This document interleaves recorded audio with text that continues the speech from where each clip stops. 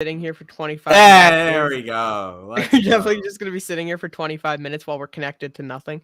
But, it's all going to be. Why does it always say this broadcast is not available when I start? I don't know, man. Do you see it on Twitter, Alex? Yes, I see it on Twitter. We're live. Hello, everyone. Hello, we are live. I'm retweeting it. This is Does it say the broadcast is not available? That's what it says for me. You gotta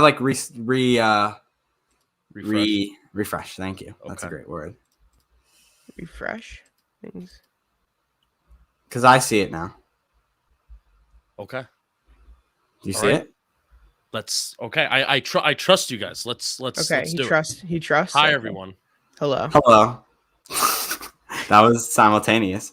So let's basically start out. We're doing this on a day where Daniel Jones, in fact, did well. I guess first of all, Justin, I know we said hi already, but hello, hi to you. Thank you for joining us for this little live stream here. We're happy to have you, and we haven't talked in a while. I haven't seen you since the Falcons game at the end of September-ish. This is true. How are you?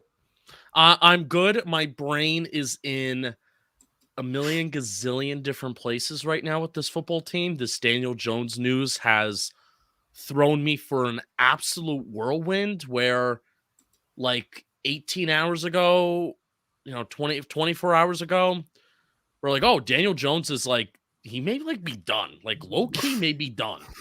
Definitely for one. Tom Pelissero, penicillin, let us know that he's done for 1 week. And he basically said Mike Glennon is starting on Sunday.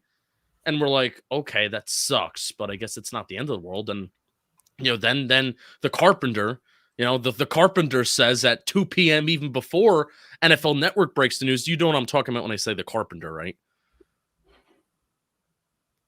Do you know what I'm talking about when I say the Carpenter? Josh. What do you mean?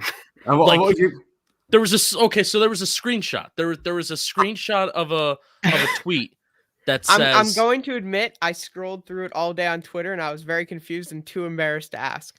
Oh, about what the Carpenter is? Mm-hmm. Okay, so there's this random account on Twitter that is not one of those parody accounts that breaks news. This is just a random person, and he said this at 2 p.m. yesterday, a couple hours before anything broke on NFL Network's end. Bookmark this. I am not a source, but my Carpenter is apparently friends with one of the mayor's sons. Daniel Jones is done for the season, but they aren't saying anything. He will be out for Sunday, but he's actually done for the season. I don't know, a DNNO, if I believe it, but let's see. So, we usually take pride at, Talkin Giants and myself, and we usually take pride in we're not going to believe anything that's just not believable from an account that's not believable. But that was one of those weird things that was whoa, this was said at 2 p.m. And then the Giants signed Jake Fromm. And then 20 minutes later, it's announced that Daniel Jones has a neck strain. And he's not just day to day, he's week to week. So now he's practicing. And it's Daniel Jones is I'm expecting to play Sunday. So I went from last night, the Giants need to consider drafting a quarterback if Daniel Jones is out for multiple weeks, right? Because that's what the whole point of these 6-7 games without Garrett is to evaluate Daniel Jones and to evaluate Joe Judge. Now, I think it's more important for Jones since I think Judge is here, unless there's a catastrophic 6-game losing streak to end the season. I do think Joe Judge is here. So it's really, really important for Daniel Jones. So I went from last night being so mad, so frustrated that we should think about it. We should think about drafting a quarterback. Not that we should draft a quarterback. We should think about it. And now I'm all right, I'm back in. Let's make the playoffs. It's so effed up. That's Bizarre. where I am right now. Bizarre. And to everyone joining us, we appreciate you joining us. Please drop your questions in the Twitter chat, in the YouTube chat, in the Facebook chat, whatever you want to do, because we would love to answer some questions on here. I think, Alex, even on the StreamYard, you're able to put it up or something. Hopefully, but for some reason, it is popping up right now saying that I'm not getting comments only from Facebook, apparently, is the only place you could get. I don't know. Whatever. Facebook. We love Facebook. Whatever. I see it. For the one grandma listening. But yeah, if you are watching on Twitter or YouTube, I'm in both, like kind of rotating. So if anyone wants to leave their comments, questions, whatever, love to answer them here. All three of us would. So yeah. But Justin, I mean, I think Tim from Florida, by the way, what a great call about Jake Fromm. Yeah, he predicted the future. Tim from Florida called a Big Blue Kickoff Live after the 2020 draft and said, "What do you think about Jake Fromm?" Exactly. And the co-hosts, John Schmilk, Lance Meadow, Paul Dottino all got confused, but Tim from Florida knew that Jake Fromm would eventually be a Giant. So he was right in there. Oh, yes. Yes, we have questions. Okay, Alex, you haven't talked. Hello. Yes. You want to navigate through some questions here? I don't actually have any questions popping up. So Wonderful. It's weird. Oh, wait, so, here we Josh, go. Here we go. I got one. Let's get some questions. I got one. It's going to come right over your face. Oh, no, it's not. Is Marty and Mailman still playing? Is this a Talking Blues a podcast question? Mr. Orange?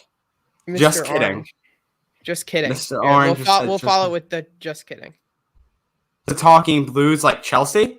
Is that yes, I thought that was a Talking Blues question, to be honest. Don't think so. No, because they're subscribed to our Giant Take account if they. Oh.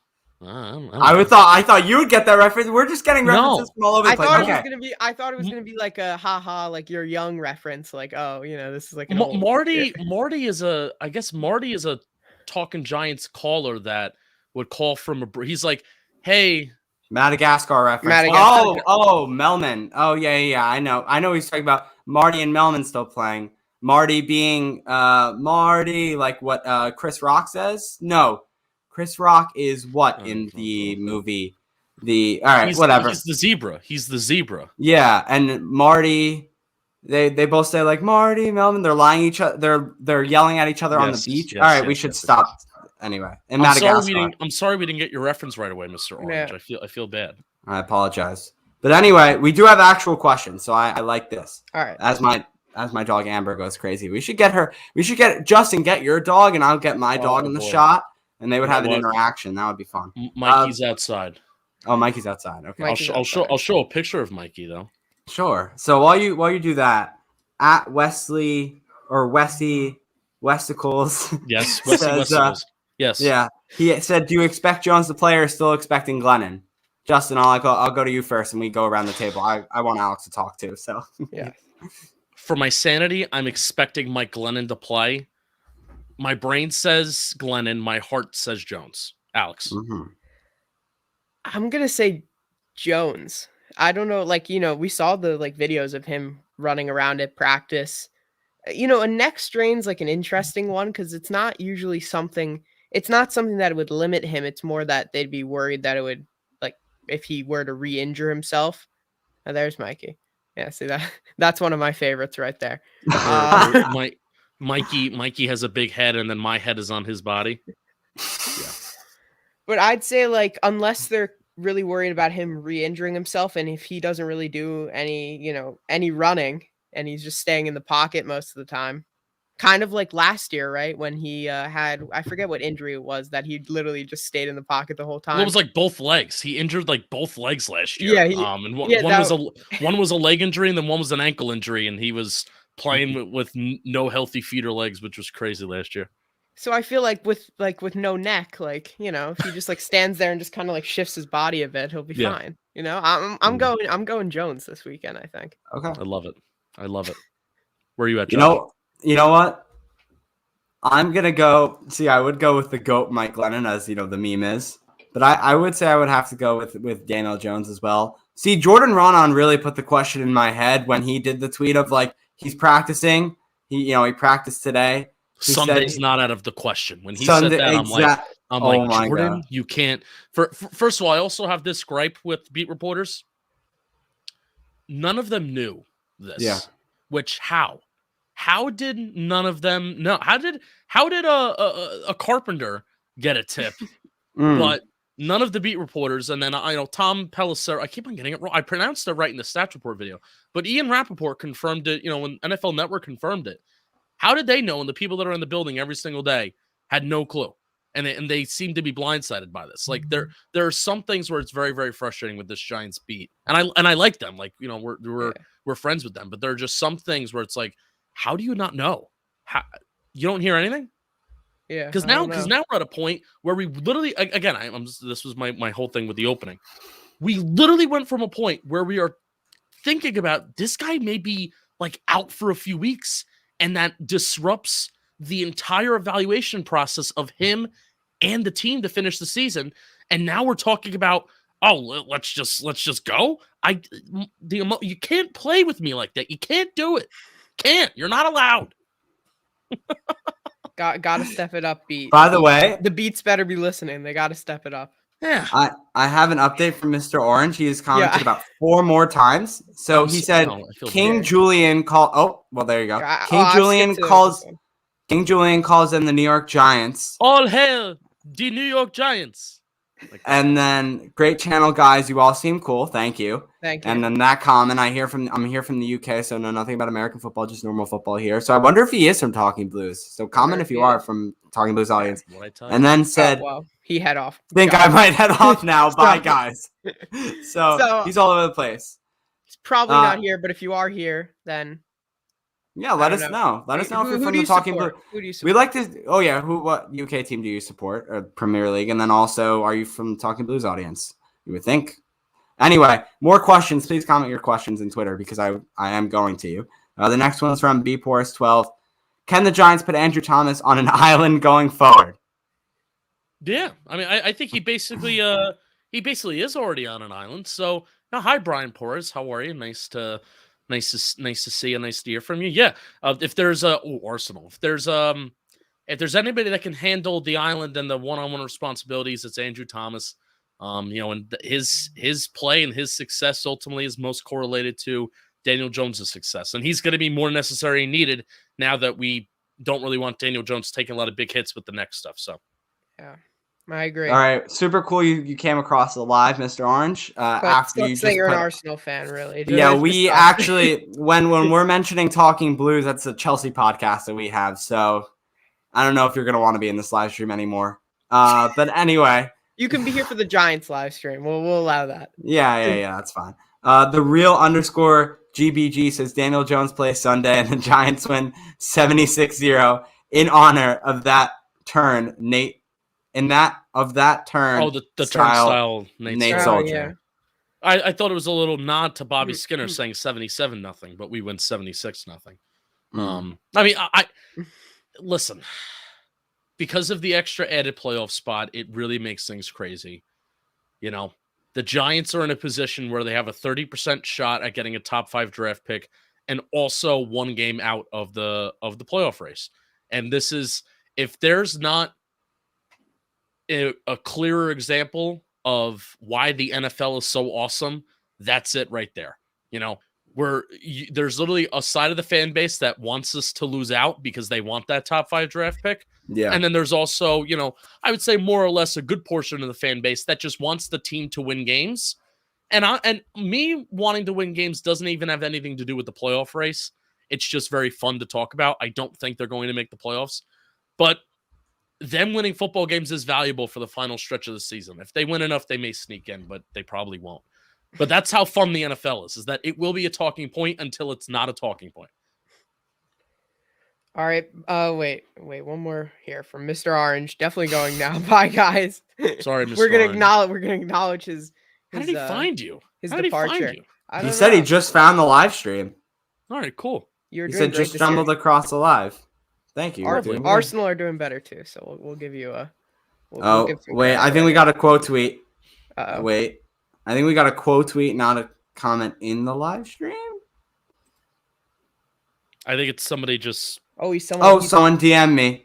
Did the Giants go outside the organization for a new GM or hire within, Justin? This is a great question, and a lot of what my opinion is going to be based on is conversations that we're going to have tonight. We're going to have a Twitter space tonight at 8 p.m. with NYG Daily, Will, Ethan, and some other people too. Right now, and this is why I'm so panicked about Daniel Jones too, because Joe Judge is most likely here. I think kind of no matter what, Joe Judge is here. And even if the Giants finish 9-8, I think Dave Gettleman is retiring. Like, Dave Gettleman is most definitely retiring at the end of this season. In my heart of hearts, I believe that. He won't be fired, but it'll be a retiring, and like Tom Coughlin retired, but he was fired. It doesn't matter. The guy's going to be out of the building. I don't care what the word is. He's going to be out of the building, and that's a positive thing. But Joe Judge is going to be here. So do the Giants look at the 2021 season and say, is it because of 2018 and 2019 that 2021 was bad, right? Because you look at the 2018 draft class. Who are we resigning from that 2018 draft class? None. Nobody, right? Will Hernandez comes back to be a backup, right? I don't even think Will Hernandez has even deserved and earned a starting job on next year's offensive line. He may have to start because if we just don't find another alternative, or if we don't draft Kenyon Green in the first round, if we don't draft a guard in the second or the third round that we feel good about starting, then, excuse me, Hernandez may have to come back and start. But that's a very team-friendly deal. We're not giving Will Hernandez a 2-3 year deal. Right. You're not signing Lorenzo Carter. Again, Lorenzo Carter's a guy where he should be getting a Marcus Golden, like 1 year, $4 million deal. That's it. Even that may even be too much. Carter's done nothing. So Saquon, right? And, we know about running backs. And all. So do the Giants and do John Mara look at the 2021 season not going as well because of 2018 and 2019, and do they trust their process? Do they look at their process from 2020 and 2021 and say, you know what, we've liked what we've done. We've liked the process with Joe. We're going to stick with it and hire and promote within. I can easily see John Mara behind a microphone saying, we've liked our process the last 2 years. Kevin Abrams was part of that process. We're going to do that. Or something that would be a little bit better, I guess, is there's a GM that they go outside of the building, but it's ultimately a Joe Judge tie. And it's like a New England tie, or, somebody associated with Judge, New England, and maybe he's moved on to a different place, yada, yada, yada. I do not think they're just going to go full-on outsider and full-on random person from maybe like Baltimore or Buffalo, unless there's somebody associated with Judge in there, which I don't think there is. So, they could even do Kyle O'Brien, which he was here from Detroit, which we brought him on, and he's in the front office right now. I mean, that's so strange to see that somebody was hired in the Giants front office that had ties to the head coach. He's not a coach that was brought in. He was a guy in the front office. So, yes, the Giants may go out and bring an outsider in, but will it be a full-on outsider? Probably not, because he will have Joe Judge ties. It's kind of like bringing in a new coach and they say, like, why would I want to stay with the same quarterback, right? You don't bring in a new coach and then stick them with the quarterback. It's the same thing with the GM and the head coach. Like, which established GM, I don't think you get that at this point, but no. What GM wants to come into this already messed up franchise, has to deal with John Mara already, and then now is stuck with a head coach and possibly even a quarterback? I do think the Giants general manager job is an attractive spot. I genuinely do. It's a bad cap situation, but that is something that can fluctuate year in and year out that good GMs usually can navigate around. I mean, you've seen how Kevin Abrams navigated around an already bad cap situation, then he made it worse, So you can navigate the cap, and they can make certain decisions to make it better. But the Giants, I think, because it is the Giants, I know the Giants have lost its luster. I know John Mara has gotten James Dolan comparisons, even though I think that's slightly unfair, but it's not an unfair conversation, though, because the two do deserve the comparison, right? But because of the first round picks, because of Andrew Thomas, and because of a few other cornerstone players of this franchise, it is an attractive job. And they are still the New York Football Giants, where if you do turn around the Giants, you're royalty and you're gold. That will always be the case for any New York job. And that's the difference between New York versus, a team like Jacksonville. A Jacksonville with this same exact roster, with the same exact draft picks, it's not that attractive, you know? Right. So Alex, I hear what you're saying, but I still Yeah. do think there is a value to the New York job. But the thing is that how wide will they make the search for GM so we can actually figure out who even wants this job and who even wants to give their opinion about how the Giants are run and how they should be run and how they should tear things down. If they don't interview the right people and then get the fresh perspectives about what the hell they're doing wrong, then they're never going to know what they're doing wrong. Right. Louis Riddick? No. No Lewis Riddick. I would not No, be no. shocked if they hire him, or at least bring him in for interviews. They're going to interview him.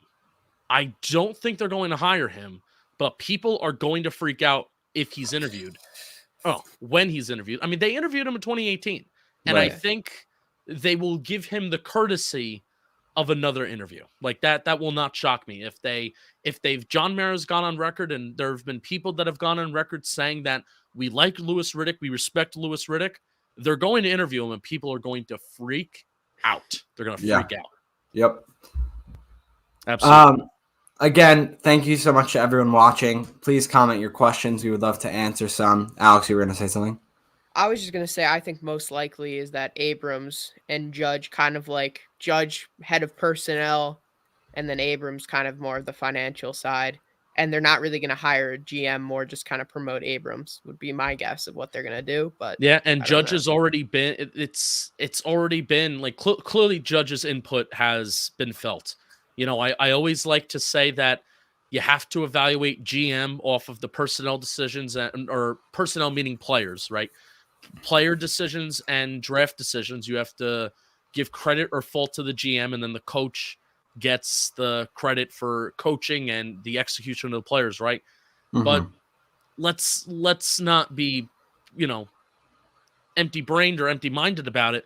Judge has very much been a part of the player personnel decision and the way that the Giants have gone about adding players to this roster. He has. I mean, the process has been too different from 2018 to 2019 and then 2020 to 2021 compared to, especially what they did in free agency and how they approached free agency in 2020, which I thought was awesome.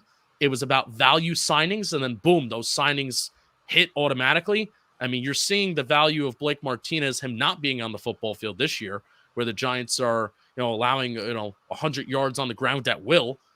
You're seeing the value of that. Guys like, Tay Crowder are playing, and they accumulated all those draft picks in 2020, and then also trading back in 2021 multiple times. You're seeing those things didn't happen in 2018 and 2019.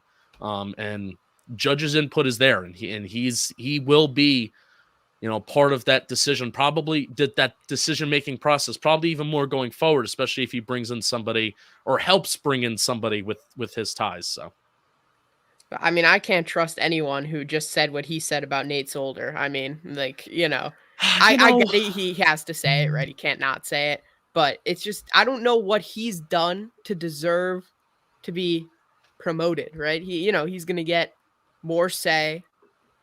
And I don't know. I just feel uncomfortable. They may look at the Nate Solder situation and say, you know what? That's a thing from 2018, 2019 that we've had to deal with, and that's impacted us. That is the number, even more than Saquon, right? In my opinion, that is the number one example of how that process in 2018, 2019 has disrupted the team, in 2021. Nate Solder opting out last year, by the way, even though the contract and everything was pushed to the next year, Nate Solder opting out led to Logan Ryan, there being enough cap space for Logan Ryan to come on the team. Mm-hmm. Imagine if we didn't have Logan Ryan last year and this year. Like, where would this defense be? Logan Ryan's a really good player, and he converted to a different position. And he's been a leader for the team, and he's helped out a lot of the younger guys.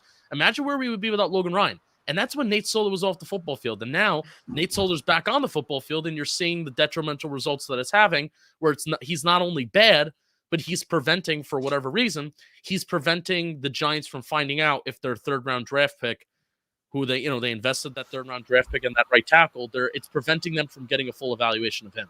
So they may look at that example and say, Dave Gettleman and the decisions that he made 2 years ago, 3 years ago, are still negatively impacting the team now. And that's one of those examples.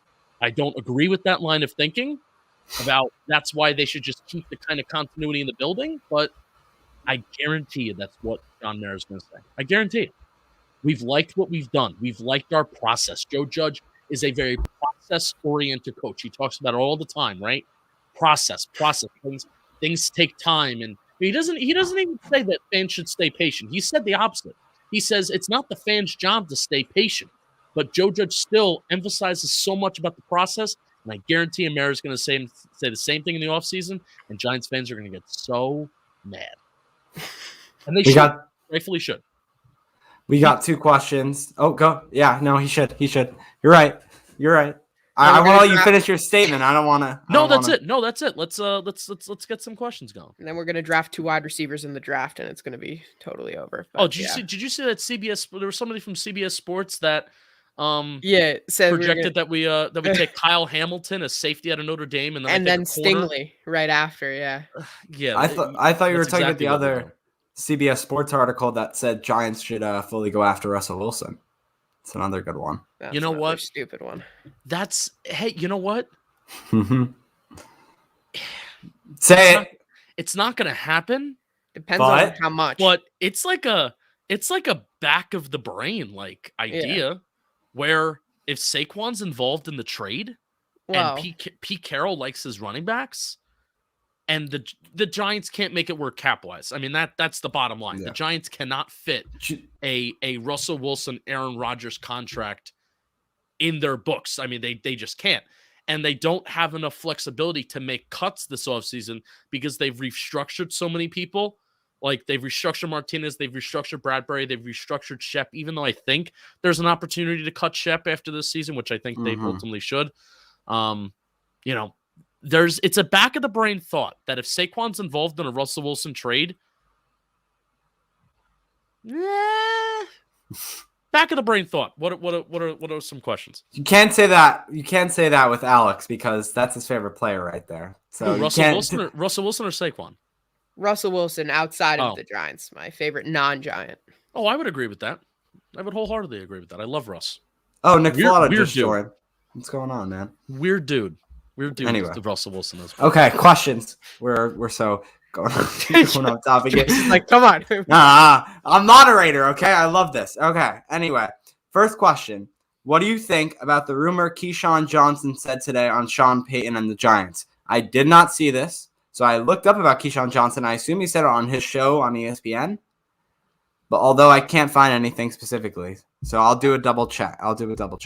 I did not hear about this. Yeah, I don't know why. I mean, Sean Payton's about to kind of enter into a little bit of a good fit. I mean, if he wants to stay head coach for a decent amount of time, there's a good chance that he can re-enter into a rebuilding phase himself. Now, they tried Jameis Winston. I don't know what his contract looks like on the top of my head. I think they gave him a couple years.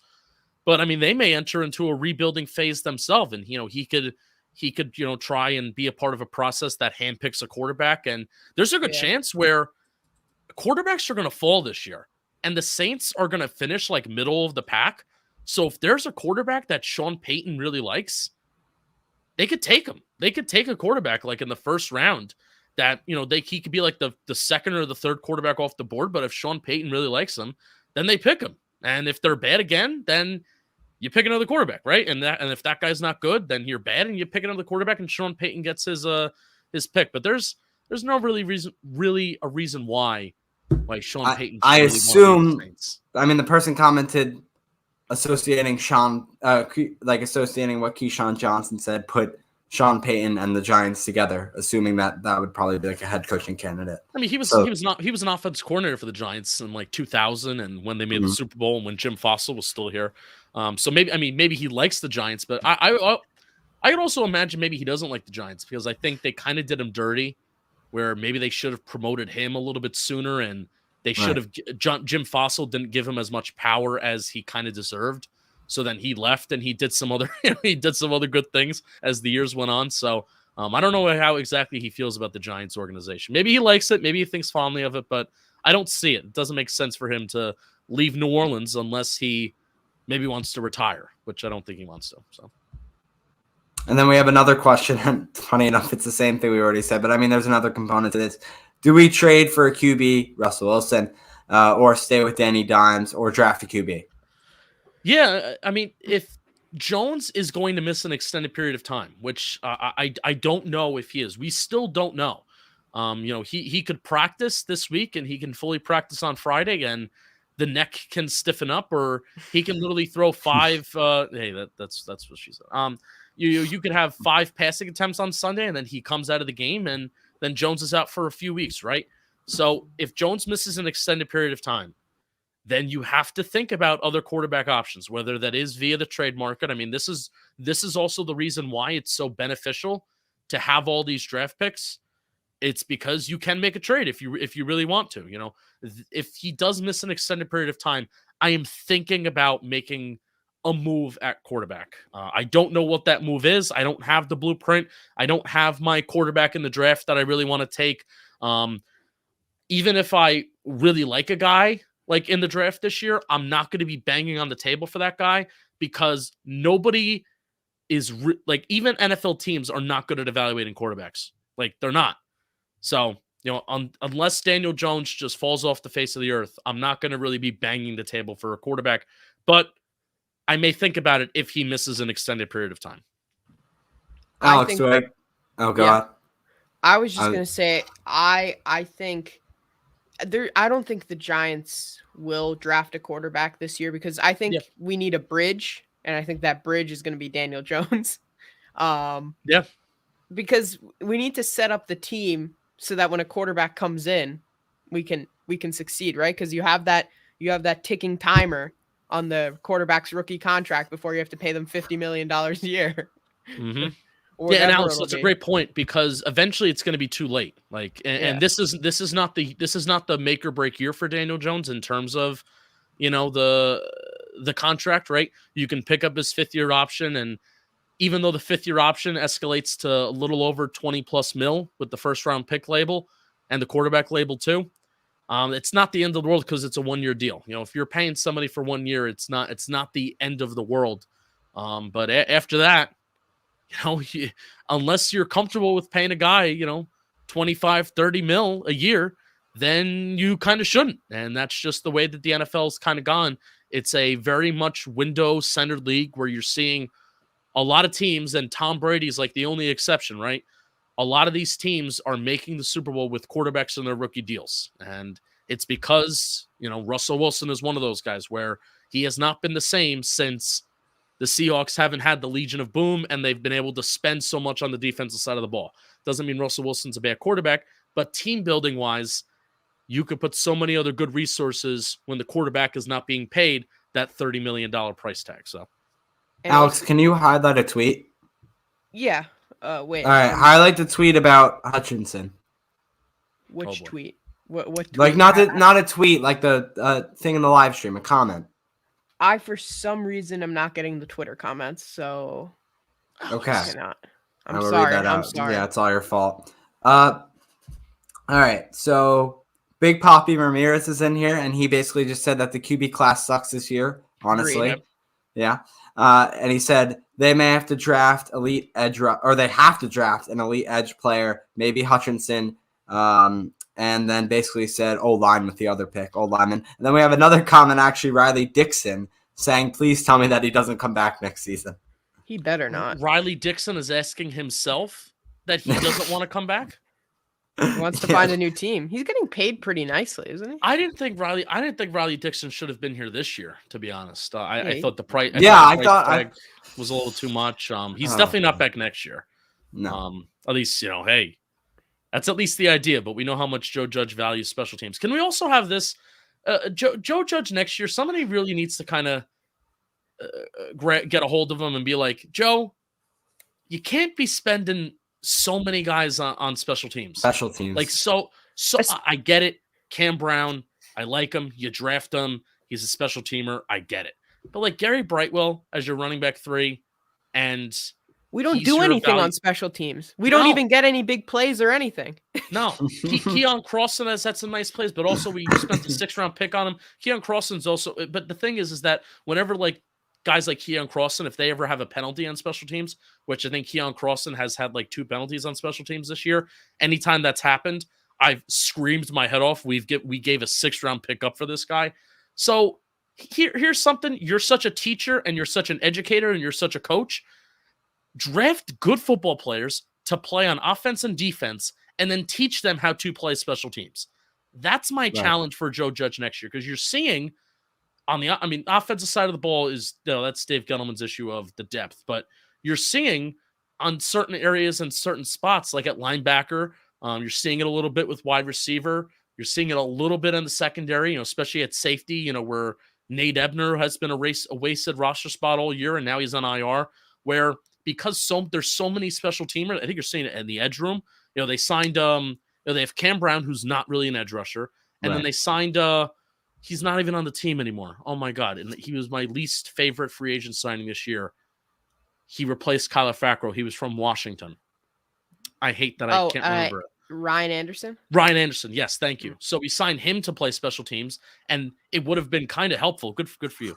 It would have been really helpful to have a guy like Kyler Fackrell back, where low-key Kyler Fackrell would have been like the best edge rusher on our team outside of Azeez Ojulari. I'm serious. Like, it would be Azeez and then Kyler Fackrell. So I saw him getting a few sacks the other day. I don't remember. Get good players on your football team, and then teach them how to play special teams. Because when you start to have injuries to your starters, that's when the depth is exposed, when you have all these special teamers. Rant over. What's your thoughts on... Oh, no. I'm going to stand up. What's your thoughts on X? Oh, Yes.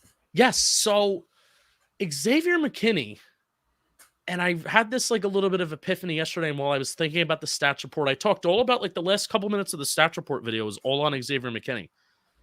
So now he's played 17 games. Let me actually pull up his Pro Football Reference page too. So he's played 17 games, which in the new NFL, that's a 17-game season is a full season. So he has 86 tackles, 1 tackle for loss, 9 pass deflections, 1 pick six, and 6 interceptions. Right. That's a pretty good, solid start to your first 17 games, right? 6 interceptions, especially 10 pass deflections too. As a free safety and as a guy who's kind of playing that center field, to have 10 pass deflections, that's pretty darn good. And this year, he's only allowed a 57.1 completion rate. His average depth of target is 10.6, which, all in all is not that bad. Again, considering that you're playing deep safety, and usually whenever you are targeted, you're pretty much targeted somewhat deep down the field. But if you can keep that average depth of target down, it's really good. And the Giants since week 7, have allowed the explosive pass play at the lowest rate in the National Football League. They're number 1. They are number 1. And I don't think that's a coincidence, because you have the Oakland Raider game where Xavier McKinney had a really good game. You have this past game where Xavier McKinney had a really good game. That's when Xavier McKinney kind of posts the LA Rams game, which was week 6. So week 7 and on, you've seen this Giants defense take a huge step up and not allowing the explosive pass play and forcing turnovers. And that's when you've seen Xavier McKinney helping in that category of preventing the explosive pass play and also forcing turnovers on his end, where the Giants right now in the NFL, they are forcing turnovers at the 5th highest rate in the NFL. And Xavier McKinney has been a huge player in both of those efforts of stopping the big play and forcing turnovers. A lot of that is on X-Men. And McKinney could have had 2 picks this weekend. He read the shit out of Jalen Hurts. McKinney has 5 interceptions this year. I can confidently say he should have at least 8 interceptions. Yeah. The one this past weekend where it completely read Hurts' eyes and was there on the left side and the ball just like slipped out of his hands. He's got the impact of the player on his right, the receiver, and he's also not a wide receiver, right? That's I said on the podcast, that's why he plays safety.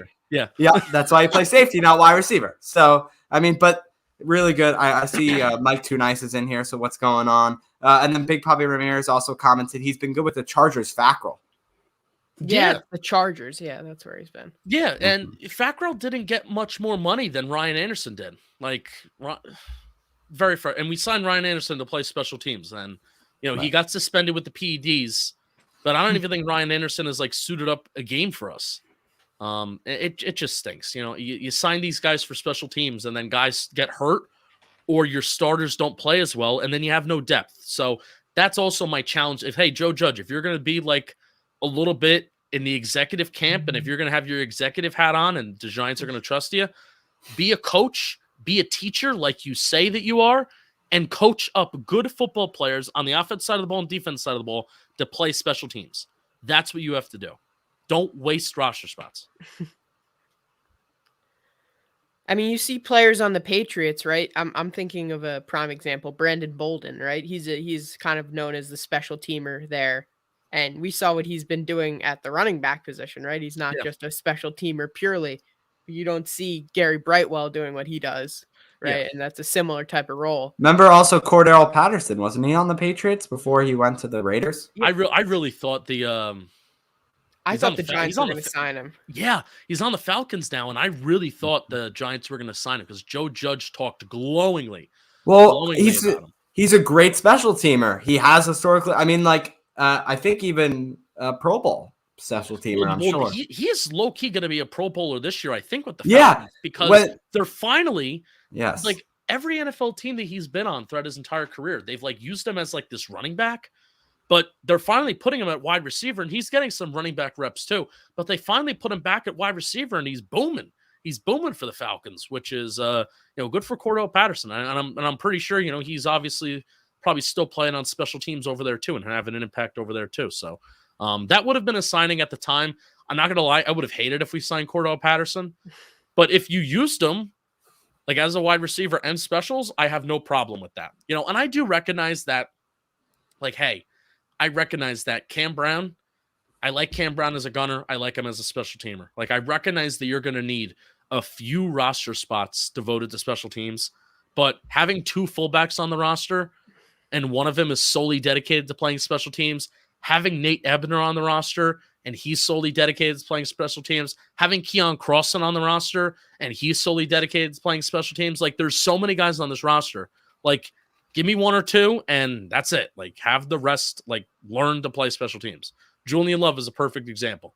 Julian Love made a really great play on special teams this past weekend, yet he's valuable at safety. He's valuable at outside corner and slot corner. So, all right. I got two more questions for you, Justin. I want to give you time to prepare for your Twitter space. So, first one, we've criticized him a lot so far this year, especially Alex and I. Leonard Williams. Yeah. Just hasn't done enough, right? Yeah, I mean, he's got pressure, just not enough for how much he's getting paid. That's one. Two, completely different thing, but whatever. Depending on the cap space, what positional free agent should they sign? New York Giants. What positional free agent? This is really why I wish the draft came before free agency, because, obviously I think the draft, like what you do in the draft, It really should. I agree with you. It makes sense. It makes sense for the NFL because the longer that you push the NFL draft, the more hype it gets. Mm-hmm. Oh, yeah. So then it's a little taste of football, and then you back away for the spring and summer, and then you're back in September, right? Because what the Giants do in the draft, I would want that to base what they do in free agency. And I don't. Here's how I want the Giants to approach free agency this year. I really don't want them to make any irrational free agency decisions that impacts positional needs for the NFL draft. Okay. Like, this offseason should look very similar to 2020, if not a little bit more tamer, because they just don't have the cap space. Because Leonard Williams is getting paid $27 million next year. Leonard Williams is getting paid more than Aaron Donald next year, which a lot of people are going to talk about. And when Leonard Williams has bad games, that is what a lot of people are going to bring up. But that's kind of how free agency works is, whenever a guy's contract is up, he wants to get more money than the next guy, even if that guy is named Aaron Donald. But the main reason why Leonard Williams is getting paid more than Aaron Donald next year is because they had to push his salary over, and they had to push it over to the next years because of the cap space that the Giants had last year, right? And they wanted to go out and they wanted to spend on Adoree and they wanted to spend on Kenny Golladay. So, wait. Justin, come up with a position. Answer the freaking question. Maybe guard. Guard and center are one of those spots where you can spend a little bit of money on, but you can get a pretty good quality player. So center guard, I'm okay with. Also, nose tackle, defensive tackle. Danny Shelton has been an abomination. Austin Johnson's been okay, but if they're, that's one of those positions where I'm looking for value. I'm going to be looking for good value signings this offseason, and center guard and nose tackle, defensive tackle are two of those spots and two of those positions that I think you can get good value for a player. Just don't make that player Danny Shelton. Like, actually hit on that player. Austin Johnson has been a good replacement for Dalvin Tomlinson. Danny Shelton has been not. And you've seen the difference in the Giants' defense when Danny Shelton's on the field versus off the field. Leonard Williams, man. I'm with you in not being happy with him. I really am. He had 42 pressures last year. He has 17 at this point. Now, the sacks are on point. Leonard Williams could very much, there's 6 games left, excuse me. He could very much end with close to 10 sacks, if not get to 10 sacks, which a lot of the fan base is going to look at the 10 sack number and be like, I'm happy with that. But I'm going to look at the pressure number and I'm going to look at the QB hit number and I'm not going to be happy with it because right now he has 10 QB hits, which, I mean, if he doesn't break 20 QB hits, that will only be the second time in his career that he doesn't break 20 QB hits. And that was 2019, the year that he was traded to the Giants. And then 2016, actually in 2016, was the only year which he was selected to a Pro Bowl, but he had 7 sacks. But other than that, every single year, including his rookie year, he's at over 20 QB hits, which pressures and QB hits are the two things that I look at in terms of that being a better predictor of future success when it comes to sacks and, overall production and value. So Leonard Williams does need to do a better job. However, the fact that he has no edge help really hurts him. Like the fact that he has 0-0 edge presence and not really a guy that can consistently win on the outside when they're being when they have the one-on-one battles, that hurts a guy like Leonard Williams. So that is also a factor as well. If the Giants acknowledge the edge room next year and they draft a guy in the first round and that guy has a little bit more hype to him, Azeez Ojulari can get some more strength. Quincy Roche could be a good number 3, not a number 2. Quincy Roche could be a number 3. Then hopefully the production of Leonard Williams will also step up because then they can demand some attention too. But Leonard Williams is just getting doubled too much, but his production's also not there as well. So I'm not happy with them either. Yeah. Alex, you're good? Yeah, I'm good. All right, Justin. We thank you so much for your time tonight, for joining us. Talkin Giants, everyone knows it, but I'll still shout it out anyway. Oh yeah, you got the merch on. I do. There you go. I have my shake and bake shirt. I should have put that on. Whatever. Yeah, that's a great shirt. Shake and bake. I'll tell you what. I hope it's back. Last year, 2020, that was the thing. We believe in Joe Judge. We believe in Patrick Graham. You know what? Finish this season off. Score 30 points once or twice for God's sakes, and let's get back in the shake and bake groove a little bit because I kind of feel like we need to talk ourselves into Joe Judge because at least next year he's going to be here. Talk yourself into it or not, or you just want to be miserable, which I don't blame you. I don't blame you if you don't like Joe Judge because, if it weren't for this stupid offense, I'd be back in, but the offense is still a factor. Fellas, thank you so much for having me on. You two are one of my favorite people in the entire world. I love you guys. I could talk to you all night. I could talk to you all day. Thank you for having me on, and go Blue. We'll chat soon. 5 minutes, T minus for the Twitter.